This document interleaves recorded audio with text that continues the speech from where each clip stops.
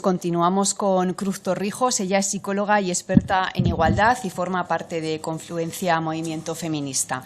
Nos va a hablar del tema que hoy nos ha convocado aquí y su impacto sobre la infancia, adolescencia e igualdad. Muchas gracias.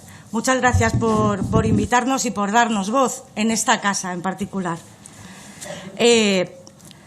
Bien, en principio se supone que teníamos un problema con unas personas que sufren mucho y entonces habíamos hecho una legislación y se quiere que la mejoremos, ¿no? Entonces nos traen una legislación nueva, pero aun diciendo que nos traen una legislación que amplía derechos para un colectivo oprimido, en realidad lo que nos traen es la obligación por ley de comulgar con un nuevo credo, con un credo basado en el siguiente concepto, ya lo han escuchado varias veces, la identidad de género, la idea de que dentro de nosotros hay una esencia, voy a usar lenguaje adolescente, a algunos igual les suena, tipo alma, que se identifica con un género o con el otro, o sea, o con la masculinidad o con la feminidad. Una vez sentida este alma, la mera palabra, el verbo, como decía el Ángelus, el verbo se hará carne y habitará entre nosotros. Además, esta palabra, en cuanto a la identidad de género, es una palabra infalible, como los papas de la Iglesia. Si lo dice es que lo siente, y si lo siente es que lo es, el ser, ¿no? Y nadie, sino uno mismo, lo puede saber. Hablamos, pues, de un dogma. Esto es un dogma. Bien, hemos aceptado como sociedad este concepto. Hay estudios que lo avalen. Hay estudios, qué sé yo, científicos o sociológicos o pedagógicos que lo avalen. La respuesta es no. No los hay. Pero aquí está, en todas partes, porque las leyes son solo la punta del iceberg de lo que nos traen. El transgenerismo es un movimiento internacional hiperfinanciado y estas leyes han traído consigo un aluvión que todos podemos ver. A poco que nos fijemos, vamos a encontrarnos personas trans en casi todas las películas, series, programas de televisión, anuncios publicitarios, fiestas populares, nombres de plazas públicas, etcétera. Está presente en el ámbito educativo, como acabamos de ver. La universidad está totalmente colonizada desde hace años y buena parte de nuestra juventud ha mamado en los pechos del queer. El colmo es que lo llaman feminismo, lo que hace que mucha gente progresista oiga a sus hijas hablar de estos feminismos nuevos y les creen, porque de feminismo, de la emancipación de las mujeres y de tomar conciencia de la situación en la que nos hallamos y de las desigualdades que vivimos, casi nadie sabe todavía nada. El aluvión impacta directamente con la infancia y la adolescencia en especial. Además, por alguna razón que de verdad yo ignoro, a lo mejor por inocencia, estas medidas prestan una especial atención a la infancia y a la adolescencia. Una atención especial, ¿por qué? Sí, se supone que no eran el objeto, ¿no?, de estas legislaciones. Bueno, entran en las escuelas, les dicen a los chiquitines que el sexo biológico no existe, que te asignan un sexo al nacer y que quizá pues se han equivocado. Que lo que importa es una identidad sentida que tienes dentro, que es de género y que se habrá de manifestar en tu interior. Estas creencias, si hacen algo, es daño. Hemos dicho, son anticientíficas, no las hemos aprobado como sociedad y están sembrando una duda que dejo una pregunta en el aire. ¿Es una duda razonable? Cuando nacemos no sostenemos la cabeza, hasta los 2 años o así no terminamos de controlar esfínteres, no distinguimos realidad de fantasía aproximadamente hasta los 5 o los 6 años. Esto lo sabemos, no solo los psicólogos que sabemos de evolutiva, esto lo sabemos todos en España. Tenemos un museo del ratoncito Pérez. Y se acercan las Navidades y van a venir los Reyes Magos. Los pequeños se creen estas cosas, los peques fantasean y además tienen todo el derecho a fantasear.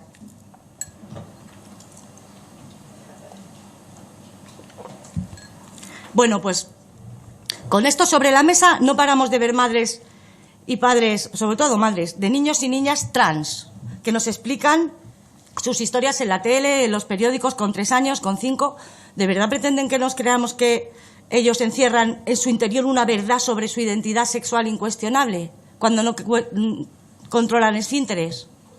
O sea, esto del género no es lo suficientemente complejo como para que se vea de lejos que no es posible, ni que lo hayan adquirido con 2 años, ni como dice nuestro Tribunal Constitucional, desde aquí que me perdonen, pero lo dicen que es innata, lo dicen en la sentencia que permite transicionar a los menores y plantean que la transexualidad es innata, que es inmutable, que se conocen muy pocos casos de gente que haya dado marcha atrás, y esto lo dicen por consejo experto de un sexólogo aportado por la madre de la criatura en cuestión, que no es otra persona que la presidenta de la asociación, no sé si seguirá siendo presidenta hoy, pero entonces sí lo era, de la asociación Crisalis. Sí. Bien. Las infancias trans no existen, como bien decían mis compañeras. Las infancias encontramos rechazo al cuerpo sexuado y sabemos que puede persistir en un porcentaje bastante bajo. Podríamos equipararlo, para que se entienda esto de que no existen, como si dijésemos infancias seniles o infancias anorgásmicas. Pues no corresponde, ¿no? Es que no son cuestiones de la infancia. Vamos a dejar a la infancia en paz. Bien, entran en las escuelas y les hablan, les ofrecen la posibilidad de ser trans, que es una posibilidad en la que no han tenido por qué pensar, pero ahora sí van a pensar, porque ya nos encargamos de ir a todas las escuelas para sembrarles a todos esta duda, ¿vale? Y además la blindamos, porque como es un dogma, y si lo verbalizan, pues entonces ya es que es, y solo lo puede saber uno mismo. O sea, contra esto no se puede, es que no se puede contrariar. Entonces, les ponemos a las familias en la tesitura de tener prohibido contrariar lo vamos a poner entre interrogaciones, fantasías o no de sus criaturas. Bien, además de fantasear, luego cuando ya tienen unos pocos más de años, los niños y las niñas a veces nos mienten, a veces nos manipulan, a veces buscan algo y lo buscan de una manera torcida, ¿no? Ayer me contaba una amiga que su nieta llevaba 2 meses diciendo que veía muy mal, que todo lo veía borroso. Yo aquello no lo veo. Y así había pedido que le pusiesen en la primera fila en el cole. La llevaron al oftalmólogo y de resultas no tiene nada en la vista. Le hicieron la miraron muy bien, vaya.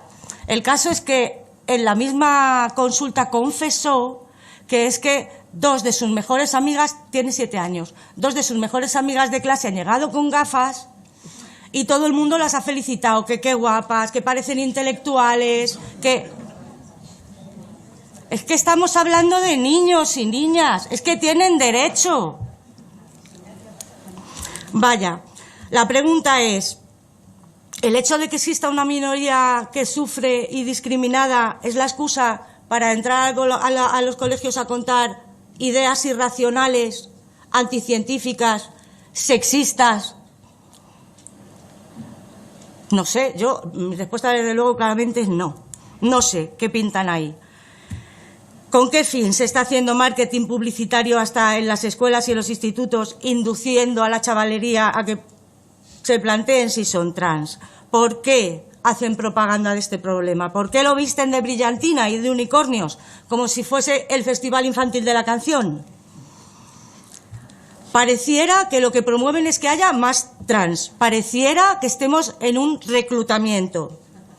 Cuando ya no son tan pequeños, en el despertar de la adolescencia, la sexualidad les interesa mucho, pero mucho. Están dejando su identidad infantil y todavía no tienen la de los adultos. Es una etapa muy frágil en cuanto a la identidad, porque dejan una pero aún no han adquirido la otra. ¿Vemos la vulnerabilidad que hay ahí? Bueno, pues a estos también les contamos lo mismo. Les inyectamos estas creencias como si fueran ciencia. A estos se las complejizamos más y les metemos todo el etiquetaje, ¿no? El cis, el asexual, mezclamos, porque es así, que lo he visto con mis ojos, se mezcla la orientación sexual, la supuesta identidad sexual o de género, lo mezclan todo en el mismo taller. Las criaturas y las que no somos tan criaturas podríamos salir de esos talleres con un lío bárbaro. ¿Cómo sabe entonces una chica de 13 años que se siente atraída por otras chicas en el despertar de su, digamos, de su sexualidad o de su deseo sexual? ¿Cómo sabe si es una chica lesbiana o un chico trans? De verdad, ¿cómo puede saberlo? ¿Cómo puede ella distinguir eso? ¿Cuál es el baremo que tiene que utilizar? El baremo no se lo van a dar, solo le van a sembrar la duda. Bien, después se ha hablado de las redes sociales y del superimpacto que tienen. Hay una barbaridad de criaturas filmándose, hablando de todo esto, de lo trans, de la T, la pre-T, tienen su propio lenguaje. De verdad, es imposible verlo todo. O sea, hay una cantidad ingente y se pasan muchas horas ahí. Y se hacen ovaciones entre ellos y se jalean a quienes van a empezar con la testosterona o a quienes se van a hacer dobles mastectomías, porque son héroes. Estos son heroicidades. Y todo esto está vestido de purpurina y de brillantina. Y de gente muy especial, seres de luz. Bueno, no me voy a pasar. El efecto contagio está garantizado. La propaganda trans les viene desde el cielo. Se les ofrece ser especiales, ser peculiares. Esto cala, se lo aseguro. Puede que además la adolescencia conlleve alguna dificultad más, como hemos visto. Entonces, pues ya tenemos a la víctima propiciatoria de estas campañas de marketing que se van a identificar como trans súbitamente. Además, las pantallas les van a invitar a hormonarse, a amputarse. Bueno, esto les va a arruinar la sexualidad y no es broma. Las medicinas no son inocuas. Los bloqueadores de la pubertad no son reversibles. Señor psiquiatra de informe semanal, que no me ha dado tiempo a mirar su nombre, pero por si me escucha. No son reversibles. La testosterona provoca crecimiento del clítoris hasta hacerlo doloroso. El clítoris es un órgano destinado exclusivamente al placer. Esto es muy desconocido, hasta hace poco no estaba el clítoris ni en los libros de medicina. Pero nada, la igualdad ya lo hemos superado y ahora viene esto, ¿no? Está lleno de inervaciones. Cuando crece de más, duele. Duele incluso al andar. La vagina se atrofia. Las relaciones sexuales dejan de ser placenteras. Y no he hablado de cirugías todavía. Estoy en el previo. ¿Se entiende? En muchos casos provoca anorgasmia irreversible. ¿De verdad? ¿Esto lo hacemos por la diversidad sexual? ¿De verdad se llama la ley? ¿Es por las personas L? Esa es la primera letra y luego esto. En fin, creo que habría que darle, bueno, iba a decir una vuelta. Yo creo que ninguna, habría que desecharla y listo. Cuando llegan además a contarles todo esto a las chicas, les dicen que ser cis, o sea, estar de acuerdo, no ser trans, estar de acuerdo con tu cuerpo sexuado, implica, como confunden el sexo y el género, docilidad, dulzura, belleza, sumisión, ser recatada, estar subordinadas al masculino en sus propias palabras. Estas no son mías, estas son del transactivismo.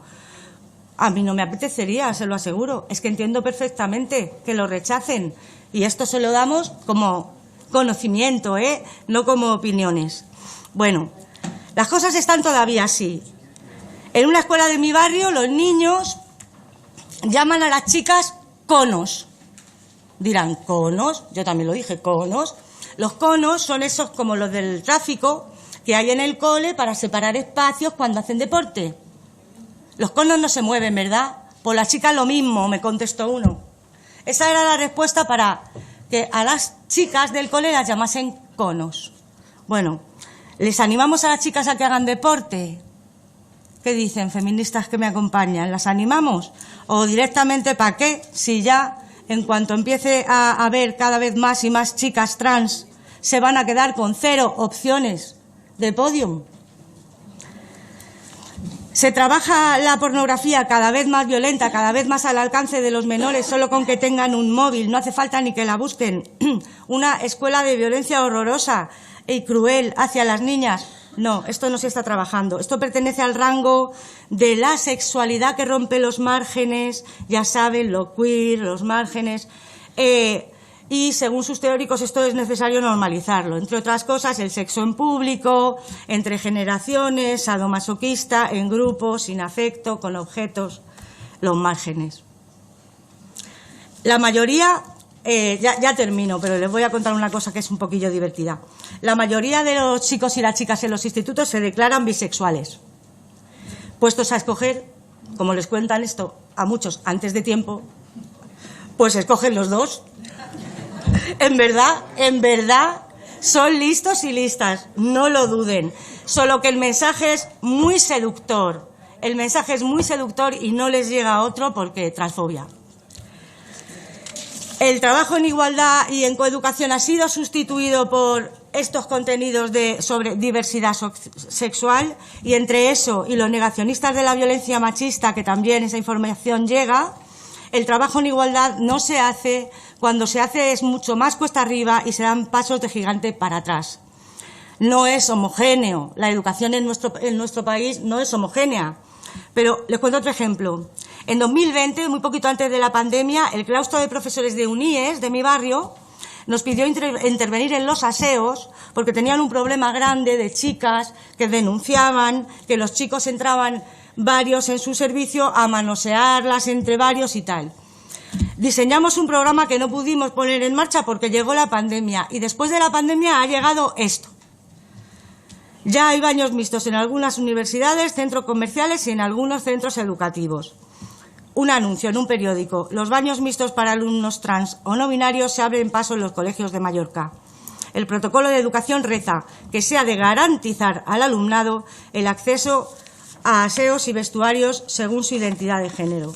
Para terminar, no quería irme sin decir un par de cosillas de última hora. También desde el transactivismo se anima y se estimula a los adolescentes y jóvenes a que abandonen a sus familias, porque son sus enemigos, porque no respetan su identidad de género. Tenemos un anuncio de Canarias ahora mismo en la televisión con este tema. Lo que está pasando con las familias, había una psiquiatra muy famosa que nos dio una conferencia sobre esto, de un país en donde ya tienen más años con estas historias, y decía que la experiencia de las familias es terrible, porque no es un duelo normal, es un duelo que nadie entiende y que además no lo puedes contar porque te pueden tachar de inhumana, de ir contra los derechos humanos, de odio, de fobias. Entonces, es un duelo que te lo guardas para ti y que lo tienes que pasar como puedas, porque las leyes, los gobiernos y la sociedad en general, y sobre todo la cultura, está a favor, o al menos eso manifiesta. Y hasta aquí mi intervención. Muchas gracias.